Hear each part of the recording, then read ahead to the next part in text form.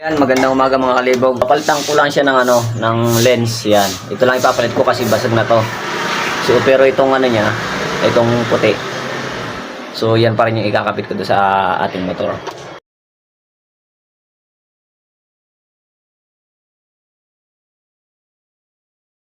So ayan mga kalibog. So ito nga pala yung yung pinadala ni Madam Carla sa akin. So thank you ma'am sa pag-sponsor sa ito na. Thank you very much. Shout out nga pala sa mga team umas dyan yan. Mag-ingat kayo palagi. And laging mag-pray.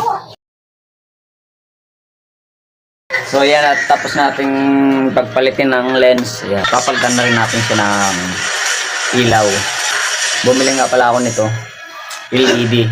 So ilaw niya, yung low niya kulay dilaw, yung high niya kulay puti.